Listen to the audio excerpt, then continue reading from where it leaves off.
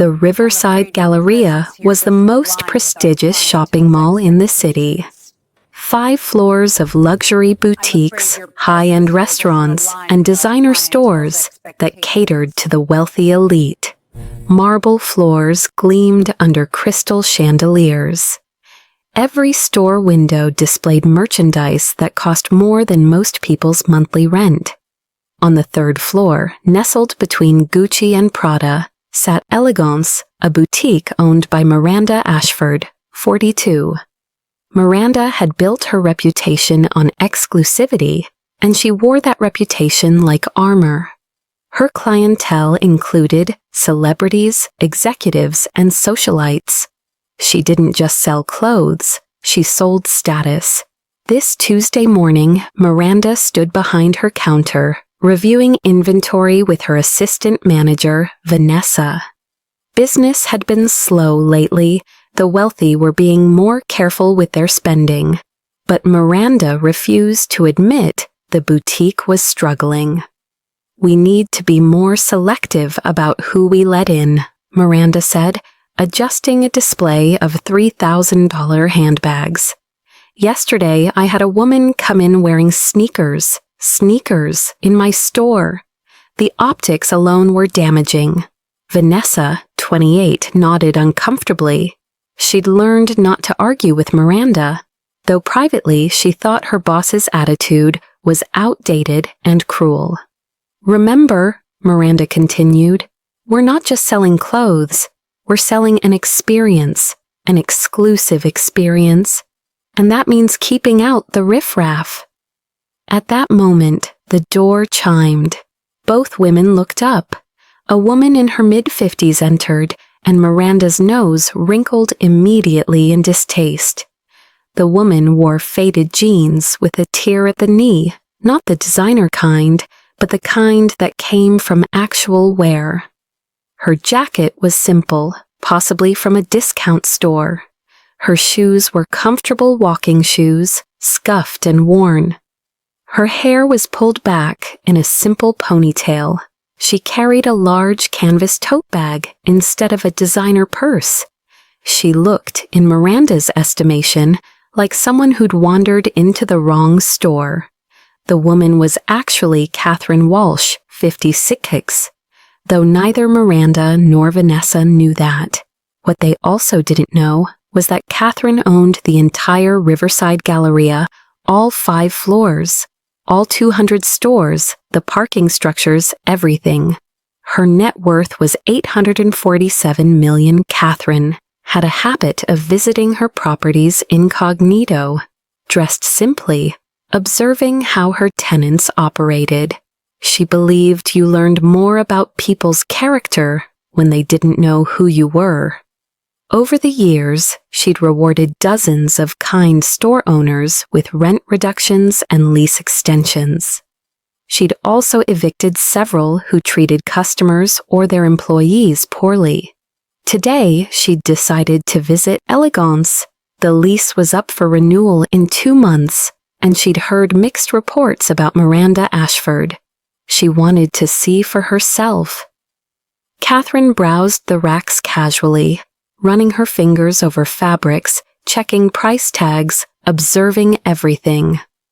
Miranda watched her like a hawk watching a mouse. After 30 seconds, she strode over, her smile tight and fake. "Excuse me." Miranda's voice was syrupy but condescending. "Can I help you find something?" The subtext was clear. "You don't belong here." Catherine smiled warmly. "I'm just browsing, thank you. These fabrics are lovely." "Yes, well, our pieces start at $800. We cater to a very specific clientele." Miranda's eyes traveled pointedly over Catherine's outfit. "Perhaps you'd be more comfortable at one of the stores on the ground floor. There's a perfectly nice department store that's more accessible." Catherine's smile didn't waver, but her eyes sharpened. "I'm comfortable here, thank you." "I'm just trying to save you from embarrassment," Miranda said, her voice dropping to a stage whisper. This isn't really your demographic." Vanessa, arranging clothes nearby, cringed. She'd seen her boss do this before, politely humiliate people she deemed unworthy. But something about this woman's calm dignity made her feel especially ashamed. "I appreciate your concern," Catherine said evenly, "but I'd like to look around." Miranda's facade cracked. "Ma'am, I'm going to be direct. We don't allow solicitors, and we have a policy against people who are just window shopping with no intention to buy. If you're not a serious customer, I'm going to have to ask you to leave." "What makes you think I'm not a serious customer?" Miranda gestured vaguely at Catherine's appearance. "I've been in this business for 15 years. I know my clientele, and you're clearly not it." "Because of how I'm dressed." "Because people who can afford my merchandise don't dress like they shop at wherever you shop." Miranda's voice was ice. "Now, I've been polite, but I'm asking you to leave before I have to call security." What Miranda didn't notice was the young woman who'd entered the store behind Catherine. Emma Chen, 24, was the mall's operations manager, Catherine's right hand, though most tenants didn't know her by sight. Emma had been walking through the mall with Catherine, conducting their regular inspection rounds, when Catherine had suddenly said, "Wait here for a moment, I want to check something." Then she'd entered Elegance alone. Now Emma stood by the doorway, her phone discreetly recording everything. Her face grew darker with each word Miranda spoke. Catherine, however, remained calm. "You want me to leave because of how I'm dressed?" "I want you to leave because you don't belong here." Miranda's patience had evaporated. "Vanessa, call security." Vanessa hesitated. "Miranda, maybe we should now, Vanessa." Vanessa reluctantly picked up the phone. Catherine held up a hand. "That won't be necessary, I'll leave." She turned to go, then paused. "Out of curiosity, how's your business been lately?" Miranda's expression flickered surprise, then suspicion. "That's none of your concern." "Humor me." "If you must know, business is excellent. We're one of the most successful boutiques in the Galleria." This was a lie. Emma knew from the financial reports that Elegance was barely breaking even. Sales had dropped 40% over the past year. "I'm glad to hear it," Catherine said pleasantly, "because when the lease renewal comes up, the landlord will certainly take performance into account." "The landlord loves this store. We bring prestige to this mall." "I'm sure you do." Catherine headed for the door, then turned back one final time. "One more question. Do you treat all your customers this way, or just the ones you think can't afford your merchandise?" "I treat people according to what they deserve," Miranda said coldly. "Now please leave before I have you escorted out." Catherine nodded slowly. "Noted." She walked out calmly. Emma immediately followed her, fury radiating from every step. Once they were out of earshot, Emma exploded. "That was unbelievable. I got everything on video. We can terminate her lease immediately."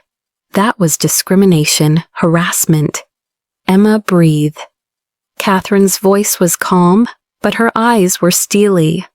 "She called security on you. You own this entire mall." "I know what I own." Catherine watched through the store window as Miranda resumed her position behind the counter, looking pleased with herself. "What I want to know is whether this is a pattern or an isolated incident." "Does it matter what she just did?" "It matters because I don't make decisions based on emotions. I make them based on evidence." Catherine turned to Emma. "Here's what I want you to do. Over the next 3 days, send in different people, various ages, styles, apparent income levels. See how she treats them, document everything. You're not going to confront her now?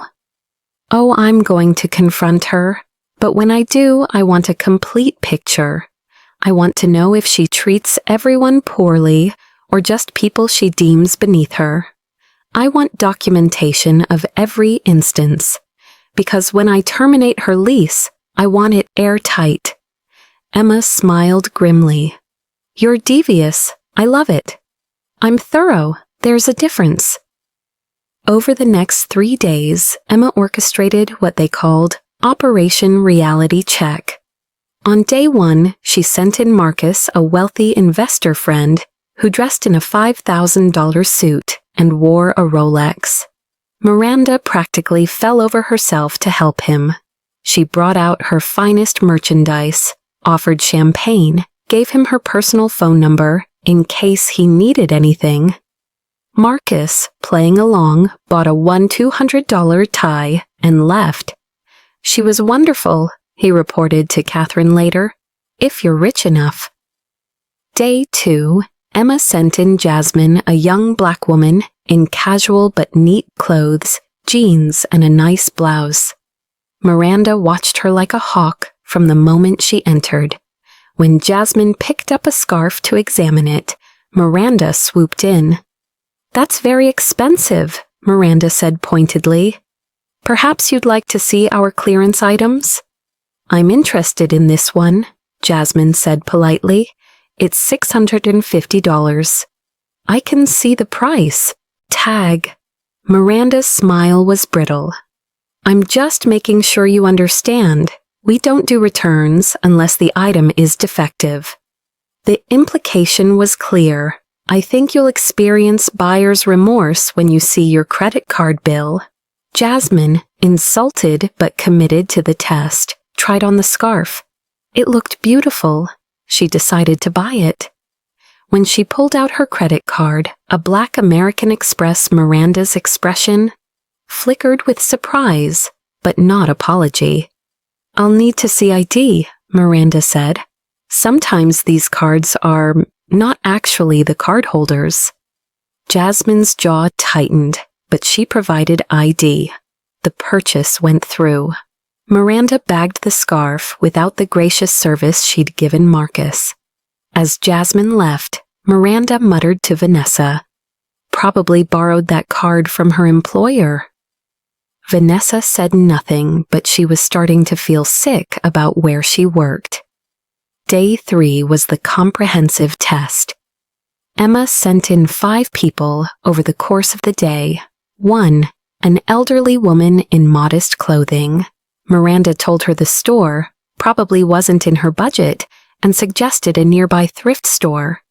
2, a young woman with visible tattoos and piercings. Miranda followed her around the store like she was shoplifting, then told her they were closing early. They weren't. 3, a heavy-set woman in plus sizes. Miranda informed her they didn't carry her size and suggested she try specialty stores. 4, a teenage boy looking for a gift for his mother. Miranda told him the store didn't allow unaccompanied minors, a policy she'd invented on the spot. 5, a well-dressed woman in a wheelchair. Miranda said the store was too crowded for wheelchairs, and it was a safety hazard to shop there. Each person was actually a plant, and each interaction was recorded. The pattern was clear. Miranda treated people with respect only if they looked wealthy, able-bodied, and conventionally appropriate by her narrow standards. Emma compiled everything into a comprehensive report for Catherine. On the 4th day, Catherine returned to elegance. This time, she wasn't dressed casually. She wore an impeccably tailored suit, her hair professionally styled, carrying a designer handbag worth $8,000. She looked like exactly what she was, a woman of considerable wealth and power. Emma accompanied her, carrying a tablet and folder. When they entered, Miranda's eyes lit up. She didn't recognize Catherine 4 days earlier. Catherine had been invisible to her, but she recognized wealth when she saw it. "Good morning," Miranda gushed, rushing over. "Welcome to Elegance. How can I help you today?" "I'm looking for the owner," Catherine said coolly. "Miranda Ashford?" "That's me," Miranda beamed. "Are you interested in making a purchase? Or perhaps you're here about our personal shopping services. I work with several exclusive clients." "I'm here about your lease." Miranda's smile faltered slightly. "My lease?" "Yes, I'm Catherine Walsh. I own this building, this mall, your boutique, everything." The color drained from Miranda's face. Behind her, Vanessa's eyes went wide. You're Catherine Walsh?" Miranda stammered. "Yes, and 4 days ago, I came into your store, dressed casually, and you called security to have me removed." Miranda's mouth opened and closed like a fish. I didn't. If I had known. If you had known who I was, you would have treated me differently. That's precisely the problem." Catherine's voice was ice cold. "Emma, show her the file." Emma opened the tablet, playing video after video. Catherine being kicked out, Jasmine being treated with suspicion, the elderly woman being dismissed, the tattooed woman being followed, the plus-sized woman being body-shamed, the teenage boy being turned away, the woman in a wheelchair being told she was a safety hazard. With each video, Miranda grew paler. "This is 4 days of documentation," Catherine said. 4 days of you discriminating against customers based on their appearance. 4 days of you treating people as less than human because they didn't meet your arbitrary standards of worth. "I was protecting the brand," Miranda whispered. "Maintaining standards." "You were being cruel. There's a difference." Catherine stepped closer. "Do you know why I own this mall? Why I'm successful? Because I built my empire by treating everyone with dignity, by understanding that wealth isn't measured by clothing or cars or credit cards. It's measured by character, and yours is severely lacking." "Please," Miranda's voice cracked. "I've worked so hard on this store. It's my life. If you terminate my lease." "When I terminate your lease," Catherine corrected. "Not if when." Vanessa suddenly spoke up, her voice shaking. "Ms. Walsh, can I say something?" Catherine turned to her. "Go ahead." "I've worked here for 2 years, and I've watched Miranda do this over and over. I felt sick about it, but I needed the job, and I thought I couldn't do anything about it." Tears streamed down her face. "But you're right. What she's been doing is wrong. I should have said something. I should have stopped her. I'm sorry." Catherine studied her. "Why didn't you?" "Because I was afraid of losing my job, afraid of being blacklisted in retail, afraid of standing up to someone with power over me." Vanessa looked at Miranda with something like pity. "But watching those videos, seeing how many people she hurt, I can't be part of this anymore." She pulled off her name tag and set it on the counter. "I quit, effective immediately." Miranda stared at her, betrayed. "Vanessa, you can't." "I can, and I should have done it a long time ago." Catherine nodded approvingly. "Vanessa, before you go, leave your contact information with Emma. I may have another position for you, someone who recognizes wrongdoing and wants to make it right is exactly the kind of person I want working for me." Vanessa's eyes widened. "Really? Really? Now, Miranda." Catherine turned her attention back to the boutique owner.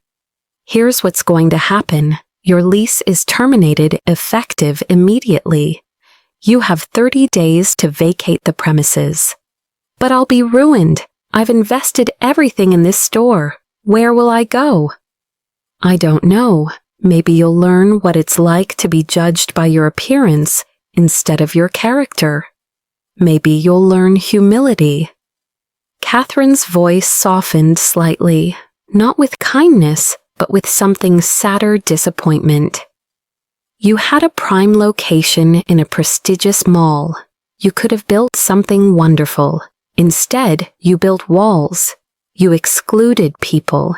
You made them feel small, and now you're facing the consequences.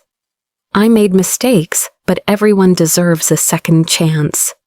Everyone does, Catherine agreed, but not from me, not here. I gave you chances you didn't know you had. Every day you chose to treat people with contempt instead of compassion was a chance. You failed every single one. She turned to leave, then paused. One more thing. I'm going to make sure every landlord in this city knows why your lease was terminated, not out of spite, but out of responsibility. Because other people deserve to know who they're renting to. You can't do that. That's defamation. It's documentation. There's a difference. Emma has videos, timestamps, witnesses, everything we'd need if you tried to sue me, which I assure you, you cannot afford to do. Catherine walked to the door, then looked back one final time. You know what the saddest part is? You had everything you needed to succeed.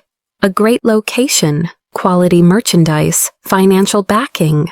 The only thing you lacked was the one thing money can't buy, human decency. News of Elegance's closure spread through the mall within hours. Some of Miranda's wealthy clients were shocked, but many of the mall's employees, the janitors, the food court workers, the security guards were quietly pleased. They'd all experienced Miranda's disdain at some point. Miranda tried to find another location, but Catherine was true to her word. No reputable landlord in the city would rent to her. She eventually opened a small online boutique, but it struggled. Turns out, being cruel to customers wasn't a good business model even when they couldn't see your face. Vanessa was hired by Catherine as an assistant operations manager. Her first project was helping redesign the third-floor space where Elegance had been. "What are you thinking?" Catherine asked, looking at the empty storefront. "Something different, something inclusive." Vanessa pulled out sketches. "What if we opened a boutique that carries sizes 0 to 30? That employs people from diverse backgrounds? That treats every customer like they matter, regardless of what they're wearing or what they can afford?" Catherine smiled. "I love it. Make it happen." Radiant, the new boutique opened with fanfare. It was everything Elegance wasn't. Welcoming, inclusive, joyful. The staff was trained to treat every customer with respect. They carried a wide range of sizes, styles, and price points. They hired people with disabilities, people with unconventional appearances, people Miranda would have never let through her door. On opening day, Catherine made a point of shopping there dressed in her casual clothes jeans, comfortable shoes, simple jacket. The young woman who helped her, Aria, treated her like royalty. "These colors would look beautiful on you," Aria said warmly. "Would you like to try them on?" "You know," Catherine said, "I was in a boutique in this exact location 6 months ago, and they kicked me out for wearing clothes like this." Aria's eyes widened. "That's horrible. I'm so sorry that happened to you." "Don't be sorry. It taught me an important lesson." "What's that?" "That how we treat people when we think they don't matter reveals everything about who we really are." Arya smiled. My manager Vanessa says something similar. She says every customer is someone's daughter, mother, sister, friend. Everyone deserves dignity. Your manager sounds wise. She is. She says the owner of this mall once told her that character matters more than profit, and if you have character, profit follows. Catherine smiled. Your owner sounds wise too. She bought 3 outfits not because she needed them, but because she wanted to support what Radiant represented. As she was checking out, Arya said, "Thank you so much for shopping with us. Please come back anytime. Everyone is welcome here." I can tell. That's why this place is going to succeed. That evening, Catherine sat in her office overlooking the mall. Emma brought her the financial reports. Radiant did $47,000 in sales on opening day, Emma reported. That's more than Elegant averaged in a week. People respond to being treated well. It's not complicated. Miranda called me yesterday, Emma said carefully.